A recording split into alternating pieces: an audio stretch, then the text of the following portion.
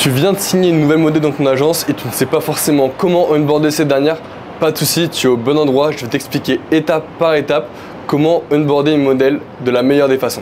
Dans cette vidéo, on va voir à la fois ce qu'il faut faire impérativement quand tu onboardes une modèle, mais également ce qu'il ne faut surtout pas faire. On va faire un cas global d'une agence qui gère à la fois toute la partie chatting et à la fois toute la partie marketing de la modèle. Mais pas d'inquiétude, pour les personnes qui gèrent que du marketing ou que du chatting, cette vidéo est également faite pour vous. Déjà, la première étape à ne surtout pas négliger, et ça va être aussi la première impression de ton agence, ça va être la signature du contrat. Alors, tu vas tout de suite m'arrêter d'envoyer des vieux PDF éclatés à tes modèles. Ce que tu vas faire, c'est que tu vas prendre ton abonnement DocuSign et tu vas lui envoyer un document qui va être propre et professionnel. La modèle recevra son contrat sur sa boîte mail, elle aura très simplement à le signer et la collaboration démarrera de la meilleure des façons possibles. Maintenant, si tu n'as pas de contrat, je te déconseille de passer par ChatGPT. Là, on est sur une collaboration qui est quand même très sérieuse avec ta modèle directement, donc le pilier de ton business. Donc passe par un avocat pour faire ton contrat. Ou tu peux tout simplement rejoindre mon accompagnement dans lequel je fournis également un contrat à mes élèves. Maintenant que ta modèle a signé le contrat, tu vas l'expliquer un petit peu comment va se passer la collaboration, comment vous allez communiquer, ce qui va lui être demandé et aussi les expectations qu'elle peut avoir sur 1, 2 et 3 mois. Très important.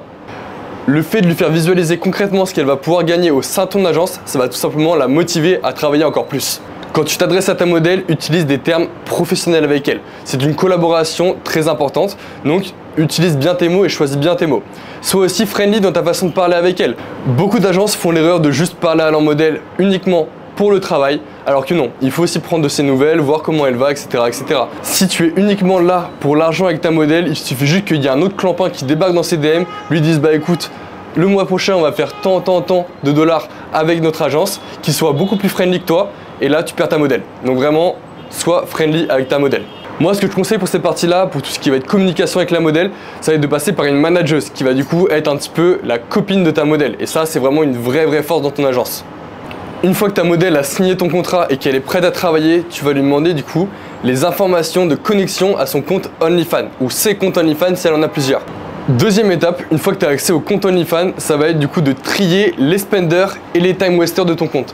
D'un côté, tu vas faire une fiche dans laquelle tu auras du coup toutes les personnes qui ont l'habitude de dépenser sur le compte de ta modèle et d'un autre côté, tous ceux qui font perdre juste du temps à tes chatteurs. Le fait d'avoir cette organisation en amont, ça te permet d'être beaucoup plus efficient une fois que tu auras mis tes chatteurs sur les comptes. Ensuite, en fonction de la modèle et de l'agence par laquelle elle a été managée par le passé, il va être important d'organiser le vault, c'est-à-dire tous les médias qui sont présents sur le OnlyFans. Essaye de les répertorier en catégories et en script également si tu peux te le permettre. Vraiment, toutes ces étapes, ça va permettre de gagner énormément de temps sur la partie chatting. Comme ça, tes chatteurs arrivent sur le compte, ils sont préparés, ils ont toutes les informations nécessaires et peuvent directement apporter du résultat à la modèle. Ensuite, pour tout ce qui va être partie marketing, cette fois-ci, tu fais un premier état des lieux de ce que la modèle possède. Si elle a un Instagram, un Twitter et un TikTok.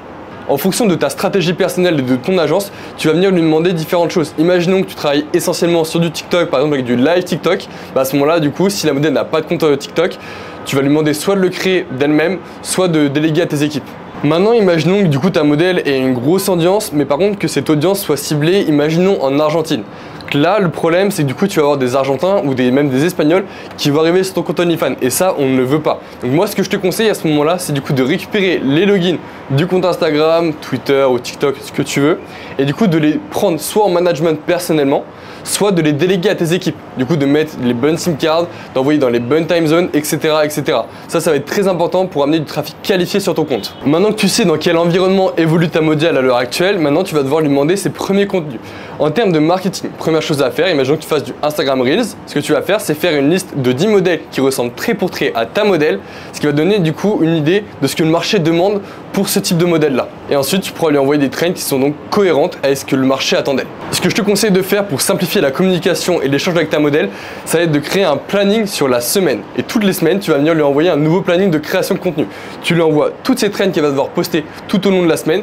Comme ça, elle peut se faire des grosses sessions de travail où elle fait tout d'un coup. Ça va lui faire gagner énormément de temps sur sa semaine de création de contenu.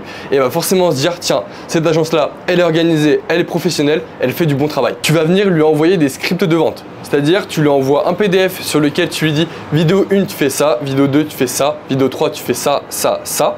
Comme ça, elle sera accompagnée tout au long de son script. Et comme ça, tu es sûr qu'elle va te fournir un très bon travail et un script de vente qualitatif que tu vas ensuite pouvoir vendre très cher à tes clients. Maintenant, il peut arriver qu'il y ait aussi quelques demandes de contenu en plein dans la semaine. notamment les custom media. Donc ça va être aussi très important, il faut savoir le manager. Moi, ce que je fais en général dans mon agence, c'est que je laisse un délai de 48 heures à la modèle pour tourner les contenus. Comme ça, elle a le temps de les faire tranquillement, elle se presse pas, elle fait du contenu de bonne qualité et comme ça, on peut vendre très cher de bons contenus et fidéliser nos clientèles. Maintenant, tu sais à la fois comment onboarder ta modèle, lui faire signer le contrat et quoi lui dire dès le début, comment organiser ton Volt, ton OnlyFans et enfin comment et quand lui demander du contenu pour tout ce qui va être marketing. Je me répète, mais pour la communication avec ta modèle, ce qui reste quand même le plus pratique, c'est d'avoir une manageuse au sein de ton agence. Pour le côté notamment friendly au sein de ton agence, comme ça, elle se lie d'amitié avec ta manageuse. Ta manageuse, du coup, elle est payée pour faire ça. Elle peut passer du temps à répondre aux messages de la modèle, à lui parler de sa vie, etc. Et ça, vous verrez, c'est un vrai game changer pour garder les modèles dans son agence. Si vous avez la moindre question concernant tout ce qui touche l'onboarding de modèle, il n'y a pas de souci, envoyez-moi un message directement sur Telegram. Je vous laisse mon lien dans la description et on se voit dans une prochaine vidéo.